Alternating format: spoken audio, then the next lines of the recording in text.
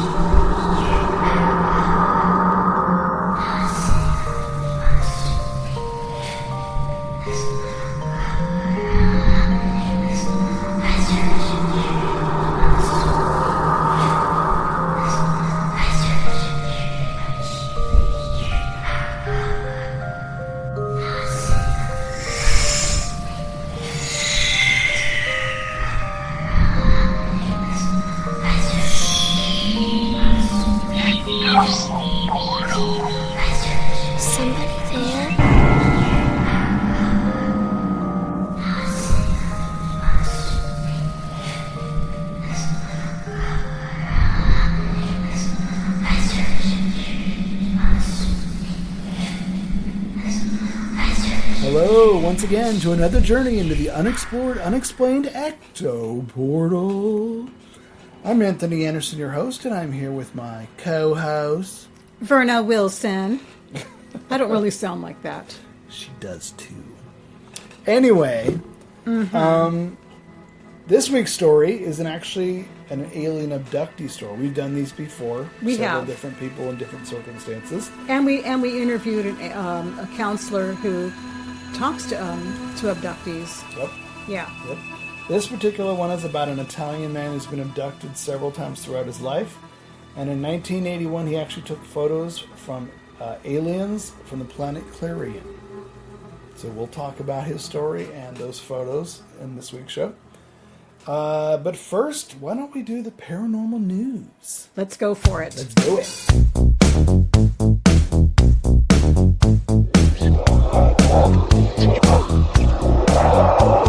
And welcome to the Paranormal News.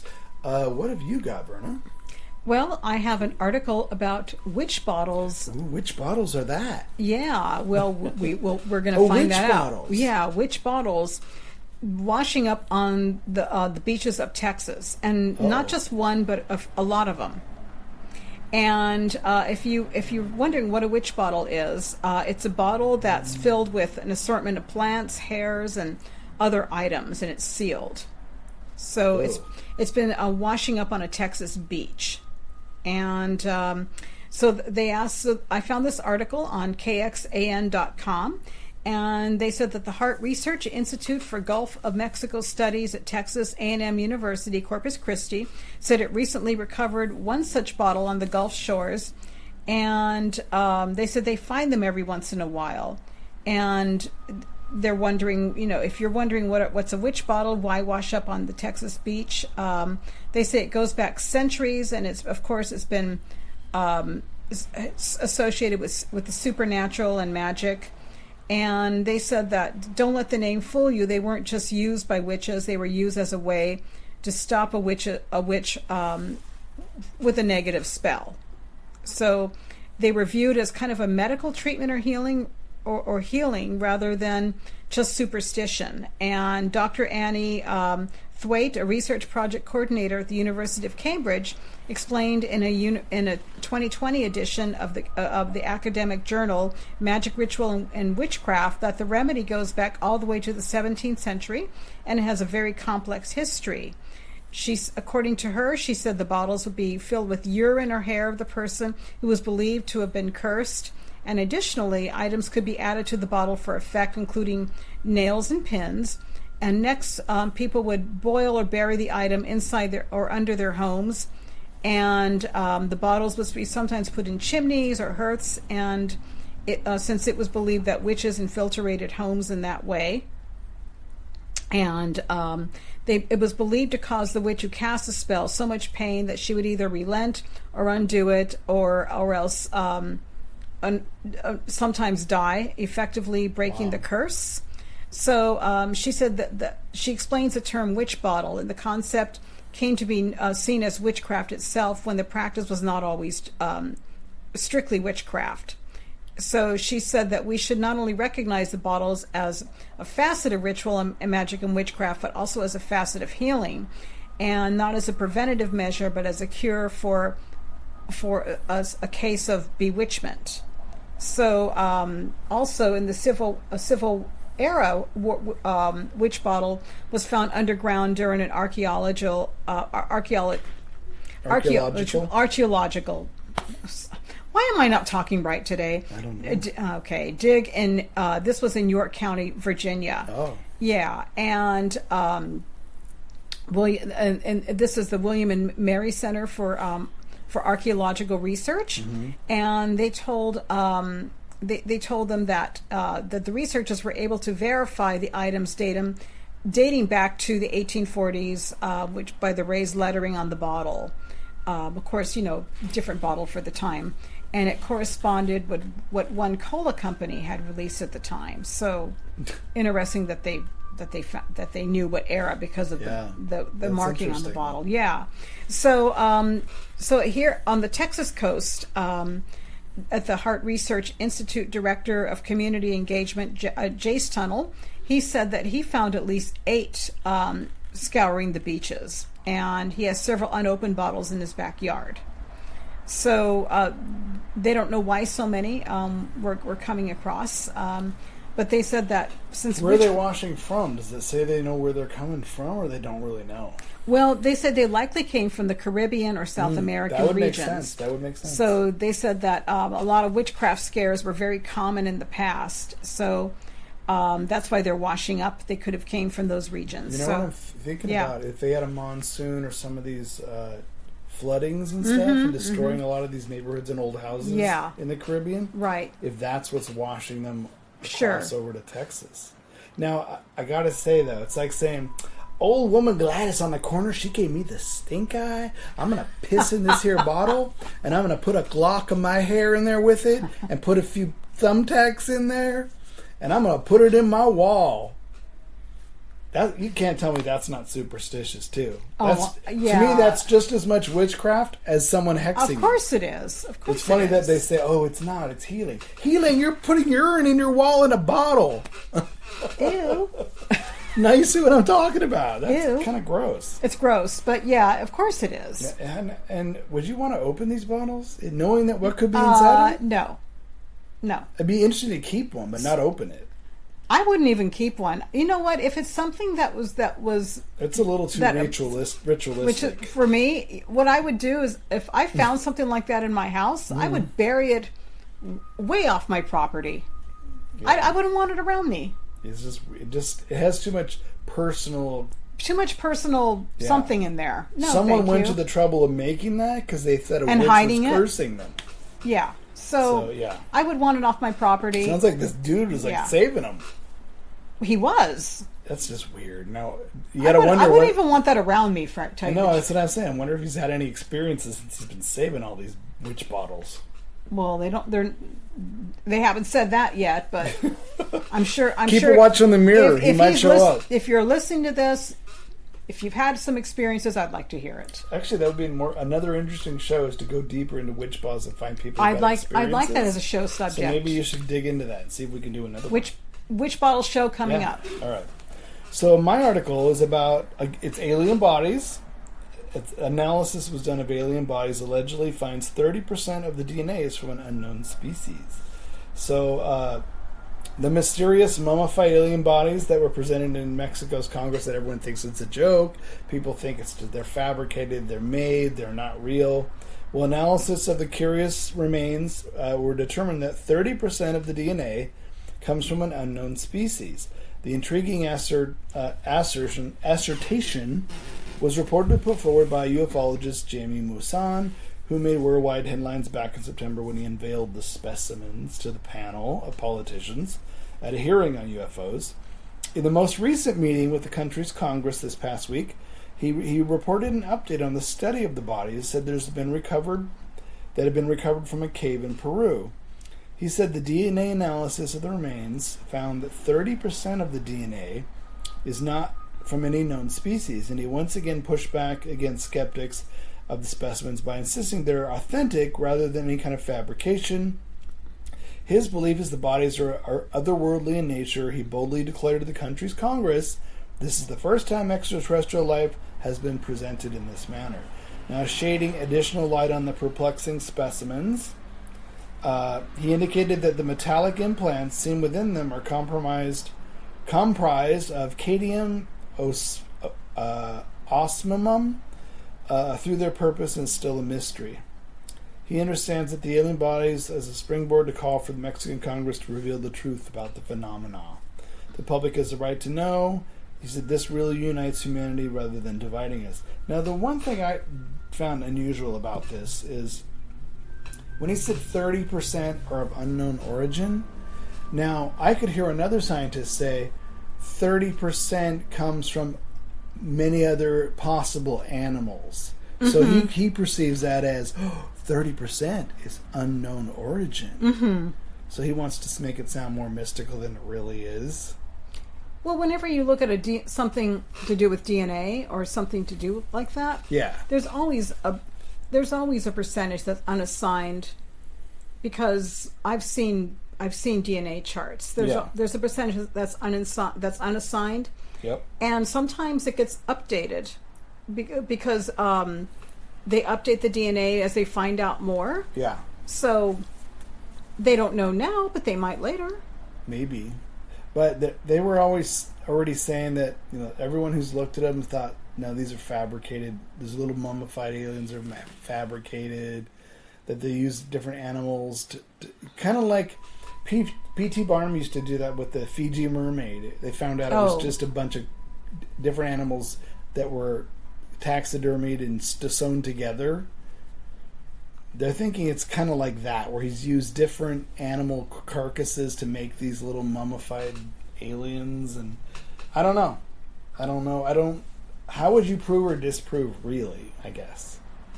Well, with the techniques we have today, we have a better chance of proving or disproving, but... Yeah, if you can list the exact animals that each piece came from or something, maybe? Something like that, yeah. But, so that controversy is still going on, but it's leaning more towards hoax than reality. Sadly enough. Yeah. So, all right, folks, that's the paranormal news.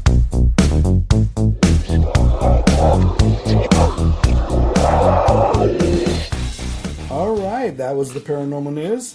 Now, today's show, we've, like I mentioned earlier at the top of the show, we've done alien abduction episodes before. Some historic, some older, some not so old, in the 80s maybe, some in the 60s. We had one recently, remember, that was still ongoing, that one gentleman who did the paintings? Yes, David. Yeah. Yeah, that was a great show. That was a good show. So he was one of my favorite guests. You never know when we have alien abductees, their circumstances always seem to be, there's a lot of similarities and there's a lot of differences too. Mm-hmm. The differences coming in their personal experience, their the way they tell it, the way things happened. Is it ongoing? Is it a one-time only? I mean, they all vary, but they all have interesting stories to tell. And then they also, the different ways they digest what happened to them and how they deal with it has been interesting too. I always try to be real sensitive and a good listener whenever I hear an abductee tell their story. Yeah, I mean, I wasn't there. We weren't there. We don't know. Right, we don't know, yeah. And we can't say, yay, it happened, yay, it didn't. We weren't there. We don't know. Right. Right. So this particular story is about an Italian man. He's from Vercelli, Italy, claimed to have been abducted by aliens from the so-called planet Clarion in September of 1981. Now, the planet is located in the Eagle Galaxy, 150,000 light-years from Earth. His name is Maurizio Cavallo. He's about 71 right now, and he's a journalist, a scientist, and a speaker at many international congresses, Lyon, Catalica, Marseille, and worked as a professor at the University of Eastern Piedmont. So he's an author, he's a scholar. Smart guy, yeah. Yeah, so in 2012, he publicly came forward about extraterrestrial beings at a conference in Turin, Italy. Now, he called them our first ancestors, cosmic protectors, lords of the rainbow, and caretakers of the universe. So when he was about 7, he had his first experience with these aliens, but it was erased from his memory. He couldn't recall it. When he was first abducted by aliens in 1981 and taken to a secret base in the Amazon forest, he then remembered his first contact that had happened in his childhood through neural holograms. He argued that aliens have lived forever and come from the main source of life where eternity is created. He did not explain what kind of source he was talking about, but according to him, he had been abducted several times, and aliens revealed shocking facts about the universe to him, and that he is trying to convey them to everyone around him. He wrote a book, Beyond Heaven at the Sources of Time, Shines from the Abyss. He wrote that aliens revealed to him many secrets about the structures of the universe. For example, they told him there are not 9 planets in the solar system, but 12. While the space known to mankind is the most ordinary particle of the universe. He also said that he'd been held captive by humanoids more than once, and he actually managed to find out that the aliens have unprecedented strength, immortality, and incredible beauty. In general, they're very, very different from our people. At the conference, Maurizio Cavallo said, "I never dared to call myself a messenger or even an ambassador of star people. I never believed I was a chosen one, an elect, or a precedented one. And indeed, sometimes I wonder why what I experienced, and with intellectual honesty and humility, I tried to tell what happened to me." And actually, we do have, here's some photographs of the actual, that he took, of these aliens. Interesting. So they look very young. They look very young, yeah. Elongated little faces. But he said he claimed he captured aliens several times on camera. He described that they look like us, but their facial features are somewhat different from ours.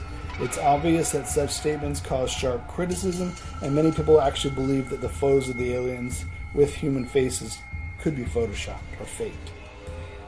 He did an interview with Maurizio, urged him with more detailed questions about the photographs he took of the alien beings that he allegedly met. And this is actually the conversation that occurred. So I'm going to read this because it's interesting. Okay. Paulo Harris says, "How did you get rid of those kind of visitors?" He said, "It was my intention to invite him for lunch, as I usually do with the people I meet for the first time, to treat him like friends, like people dear to me. But when I realized what kind of person he was, despite all my best intentions, I had to invent an unexpected appointment. I had to lie. I love to be frank, and if sometimes I sound a little rough, I like to be outspoken. I can't stand a world built of lies. But in some cases, you have to protect yourself. The man was a dangerous person." Paulo Harris says, "Inhabitants of Clarion are made of flesh and blood. Did you ever meet them in the streets?" He says, "I've met them at the supermarket." And she says, "Oh, were they doing their shopping?" That would be my question, yeah. And he says, "No, we had a meeting there. People don't have to believe in what I say. They only have to think about what I'm relating to and ask themselves, could there be something true in it? If their conscience gives them the feeling all this could be real, they could start to interrogate themselves until the big question, are we alone?" I would ask them to try some chocolate. Yeah. "My photographs are not proof, also because I do not spread them. I have photos of UFOs, of aliens. This is a photo of Sewell. I talk about him in my book. He could well walk among us. He was walking among us. I met him in a big city I can't mention, but he gave me a little black card emitting some impulses that told me to do or not do certain things. At a certain moment, I felt like I had to take a train to go to town where I'd met some of them. While I was traveling, I asked myself, but why do I have to take a train? While in other occasions, they just abducted me. Perhaps it was a trial, something I couldn't understand. When I arrived in the town, I plainly met the same person I'd already met on a magnetic ship, a UFO." Paulo says, "Did they have completely alien DNA, or half alien, half human?" And he says, "Some of them are totally alien and came here when they were already adults. They apparently are 30 or 40 years old. They just arrived so they don't have problems to get documents, and their DNA is completely alien if we wanted to find them. Then we have those who are born here. They have alien DNA but take a human body with human DNA, so we can call these ones hybrids. Paulo says, do you think that the government knows about it? He says, not all men in the government, only a few. The women look like movie stars. He says, they're gorgeous. You must note one thing. These are Polaroid photos made without a developing process, and there's always an abnormal light absorption because they absorb atomic light. During one of my last contacts in the base under the sea near Genova, Cavello shows a photograph, NDR. This is a photo where you can see those who in the Bible would call cherubs. They're astral beings. Paolo says, you're incredible. You succeed in making these photos. He says, not all. Look at this photo. You need a lot of light. There's a spaceship you can see with some figures. One of these figures is a gray. One of the tall ones, at least, as they call them so. This is another gray, but with a hybrid face, half human, half alien. Paolo says, where did you take this photo? In the base. How did they bring you? Physically, last year. Nevertheless, the Italian writer did not get offended by the criticism. In fact, he said the photos did not tend to endorse his experience of contact with the extraterrestrial civilization. He added, since what I've experienced belongs entirely to me, it's not important for me to be believed or to bring any evidence support to what was narrated. So it sounds like he's having these experiences, taking these photographs. He's had this ongoing, but he doesn't have the huge need to convince anybody. You know, it's interesting that a lot of the humanoid descriptions of some of these people and these photos, yeah, they all look very young. But when you think about a race of beings who are scientifically advanced and have probably surpassed all the ways of avoiding diseases and sickness, yeah, of course they're going to look a lot younger and live a lot longer. Yeah.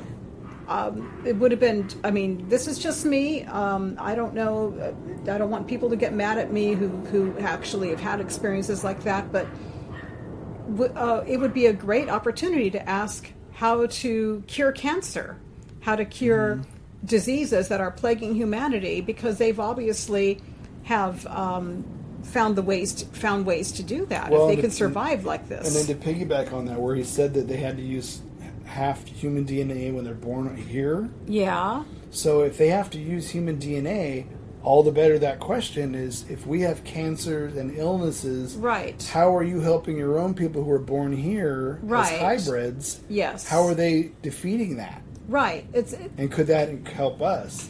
I know I would be asking the same kind of questions. Yeah. Like, you know, maybe where they're born somewhere else, 150,000 light years away, they don't have any of these illnesses. Maybe they have completely different issues than we do. And ours are no effect on them. But when they're born here as half right. hybrids, yeah, do they have half the problems? Are they completely new problems that neither one of them have? Humans or this species? You know what I mean? He may have asked them that, and maybe he hasn't been able to explain to anybody because he's not really believed. Yeah. Who knows? Or they don't know how to convey it, or they don't understand what he's asking. Because I could see that, because that's our approach. Their approach may be, well, we don't even know. They may not even understand what we're trying to say or trying to ask. You know what I'm saying? Well, another approach is, what are they doing here, and why are they so interested in being here? Yep. And do they speak English? How do you right. communicate with them? Is it in your head? Is it telepathically? Is it vocally? Do they speak a different language? I know he's describing like the taller gray and the... I don't know. There's a lot of questions, isn't there? There is. And I've never heard of this guy. I've never heard of this abduction. I've never heard of him either, but I know that there's been abduction cases abduction and also cases of meeting alien humanoid alien life from Italy before. Yeah. Because there's a couple of books that I have that talk about that. Do you remember Billy Meyer? I think. I think he was in England. Switzerland. No, Switzerland. Was it Switzerland? You're right. He was from Switzerland. Yeah. And he had all the films he took, and people thought he was a hoax. Right, I remember that. Everybody says all these people are hoaxes because that's their go-tos. Oh, it's a hoax. It's a hoax. I know. Well, why would someone go to the expense and all this for a hoax? Just for a hoax, I know. Knowing that people are going to say you're a hoax. And because he was just a waste your farmer time? in Switzerland, they said, what are they doing visiting a farmer in Switzerland? Well, why not? Why not? Maybe he's less threatening to them. Yeah. exactly. You know, if he herds his animals, it's a calm environment. Maybe they watched him. Maybe they thought, this is the guy we want to talk to. You know, I was reading an article about somebody... Or you can meet at the mall or the supermarket like this guy did. Well, you never know. But I was reading an article once where this guy mentioned that his grandmother, she lived in Texas, and she had a garden, and she actually ran across a humanoid alien, and she was a no-nonsense woman, and he says he totally believes her story. He said that they landed like a few feet away, and they were walking towards her garden. And she says she saw them. They were tall, blonde men. Yeah. And she was asking them, they said, what are you doing? And she said, I'm planting tomatoes. They actually asked her in English. And she said, here. And she handed it to one of them. And one of them took a bite. And they said that his face got so appalled by it that he dropped the tomato. That's interesting. Yeah, and he said that she had that story all his life since he was a kid. Wow. To me, the ordinary person who's no nonsense but who has a story are the people that I tend to believe, because because that's not something you would, it's an interesting way, an experience to relay that story too. Yeah. It's not outlandish. It's very simple.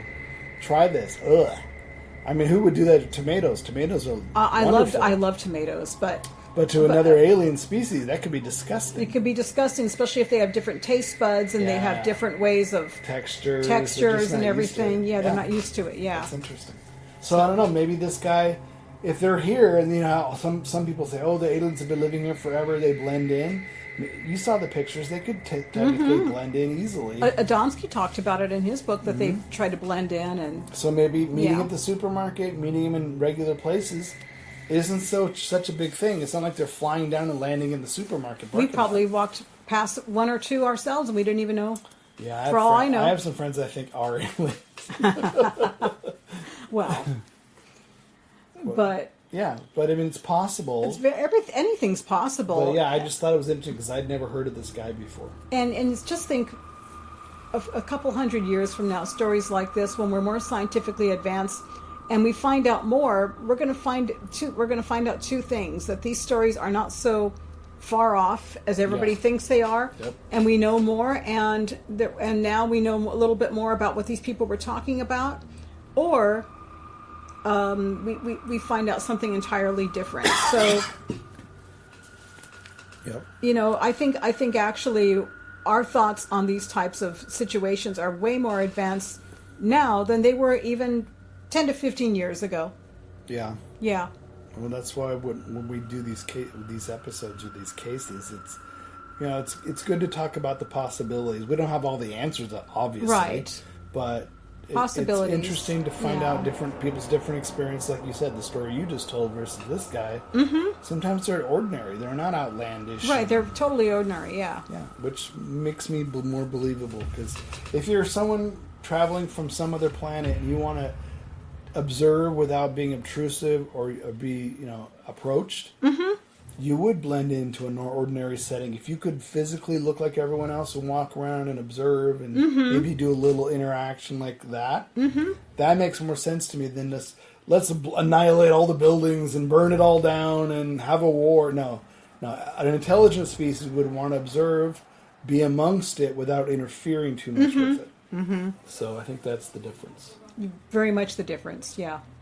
All right, folks, there's another episode of Ecto Portal, and until next week, we'll say goodbye. See you next week. Bye-bye. Bye.